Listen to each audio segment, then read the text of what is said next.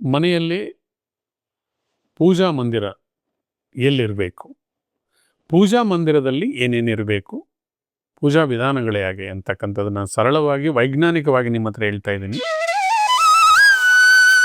ತತ್ವಮಸಿ ಚಾನೆಲ್ ಪ್ರೇಕ್ಷಕರಿಗೆ ನಿಮ್ಮ ವೆಂಕಟರಾಘವನ್ ಮಾಡ್ತಕ್ಕಂಥ ನಮಸ್ಕಾರಗಳು. ಇದು ಉಡುಪಿ ನ್ಯೂಮರಾಲಜಿ ಅಂಡ್ ಅಸ್ಟ್ರಾಲಜಿ ಕಾರ್ಯಕ್ರಮ.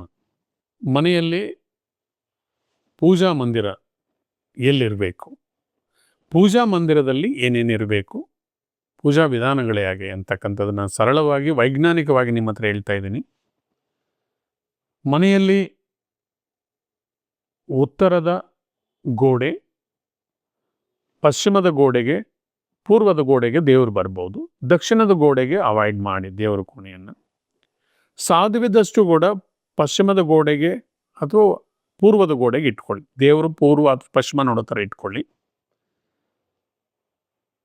ದೇವ ಮೂಲೆಯಲ್ಲಿ ಮತ್ತು ಕುಬೇರ ಮೂಲೆಯಲ್ಲಿ ದೇವರ ಕೋಣೆಯನ್ನು ನಿರ್ಮಾಣ ಮಾಡ್ಕೋಬೇಡಿ.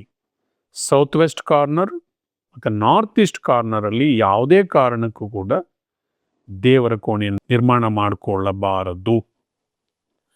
ಮತ್ತು ದೇವರ ಮನೆಯಲ್ಲಿ ಸಾಕಷ್ಟು ಫೋಟೋಗಳಿರಬಾರ್ದು. ಒಂದೇ ದೇವರದು 5ಕ್ಕಿಂತ ಜಾಸ್ತಿ ಯಾವುದೇ ವಿಗ್ರಹಗಳಾಗಲಿ ಫೋಟೋಗಳಾಗಲಿ ಇಟ್ಕೋಬೇಡಿ. ನಿಮ್ಮ ಮನೆಯಲ್ಲಿ ವಿಗ್ರಹಗಳಿದ್ದರೆ ನಿಮ್ಮ ಅಂಗುಷ್ಟಕ್ಕಿಂತ ದೊಡ್ಡದಾಗಿರ್ತಕ್ಕಂಥ ವಿಗ್ರಹಗಳನ್ನು ಇಟ್ಕೊಳ್ಳಕ್ಕೆ ಹೋಗಬೇಡಿ. ವಿಗ್ರಹಗಳ ಅಂಗುಷ್ಟಕ್ಕಿಂತ ದೊಡ್ಡದಾಗಿದ್ದರೆ ನಿತ್ಯ ಅಭಿಷೇಕ, ನೈವೇದ್ಯ ಇದೆಲ್ಲ ಮಾಡಬೇಕಾಗತ್ತೆ. ಮನೆಯಲ್ಲಿ ಸಾಕಷ್ಟು ಜನ ಹೆಣ್ಣು ಮಕ್ಕಳಿಗೆ ಹೇಳೋದು, ದೀಪಕ್ಕೆ ಎಷ್ಟು ಬತ್ತಿ ನಾವು ಇಡಬೇಕು. ಯೂಶಲಿ 3 ಬತ್ತಿಯನ್ನು ಸೇರಿಸಿ ದೀಪಕ್ಕೆ ಇಡ್ತಾರೆ. ಸತ್ವಗುಣ, ತಮೋಗುಣ, ರಜೋಗುಣ ಅಂತಕ್ಕಂಥ ಈ 3 ಗುಣಗಳನ್ನು ಸೇರಿಸಿ ಬತ್ತಿ ಮಾಡಿ ದೇವರು ದೀಪಕ್ಕೆ ಇಡ್ತಾರೆ. ನೀವು ಒಂದೇ ಬತ್ತಿ ಇಟ್ಟಿದ್ರೂ ಕೂಡ ಏನು ದೋಷ ಏನಿಲ್ಲ. ಸಾಕಷ್ಟು ಜನಕ್ಕೆ 3 ಇಡಬೇಕು, 3 ಇಟ್ಟಿದ್ರೆ ದಪ್ಪ ಆಗ್ತಾ ಇದೆ. ಏನಂದರೆ 2 ಇಟ್ಟಿದ್ರೂ ಕೂಡ ದೀಪ ಎಣ್ಣೆಯನ್ನು ಎಳ್ಕೊಂಡು ದೀಪ ಉರಿಯೋ ಥರ ಇದ್ರೂ ಕೂಡ ನಡೆಯುತ್ತೆ. 3 ಇಟ್ಟಿದ್ರೆ ತಾತ್ವಿಕವಾಗಿ ಕೂಡ ಕರೆಕ್ಟ್ ಇರುತ್ತೆ.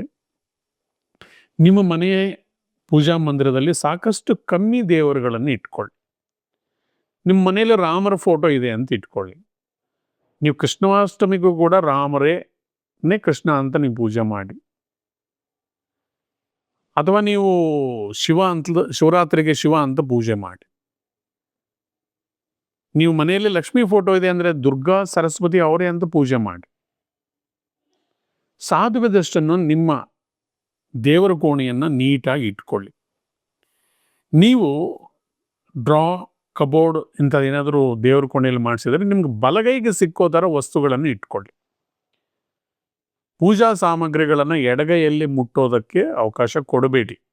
ಅದರಿಂದ ನಿಮ್ಮ ಬಲಗೈಯಿಂದನೇ ನೀವು ಪೂಜಾ ಸಾಮಗ್ರಿಗಳನ್ನು ಮುಟ್ಟೋ ಥರ ಇಟ್ಕೊಳ್ಳಿ. ಪೂಜಾ ಕೋಣೆಯಲ್ಲಿ ನಾವು ಪೂಜೆ ಮಾಡುವಾಗ ಸಾಧ್ಯವಾದಷ್ಟು ನಿಶಬ್ದವಾಗಿ ಸ್ತೋತ್ರ ಮಂತ್ರಗಳನ್ನು ಸ್ಪಷ್ಟವಾಗಿ ಉಚ್ಚಾರಣೆ ಮಾಡ್ತಾ ಭಗವಂತನಲ್ಲಿ ಅನನ್ಯವಾದ ಭಕ್ತಿಯನ್ನಿಟ್ಟು, ನಿಮಗೆ ಗೊತ್ತಿರ್ತಕ್ಕಂಥ 1-2 ಸ್ತೋತ್ರಗಳು ಅಥವಾ ಯಾವುದೋ ಒಂದು ಜಪ ಮಾಡಿಕೊಂಡಿದ್ರೂ ಪರವಾಗಿಲ್ಲ. ಭಕ್ತಿಯಿಂದ ಮಾಡಿಕೊಂಡಿದ್ರೆ ಖಂಡಿತ ಭಗವಂತ ನಿಮಗೆ ಅನುಗ್ರಹಣೆ ಕೊಡ್ತಾನೆ. ಸ್ವಚ್ಛತೆ ತುಂಬ ಮುಖ್ಯ ದೇವರ ಕೋಣೆಯಲ್ಲಿ.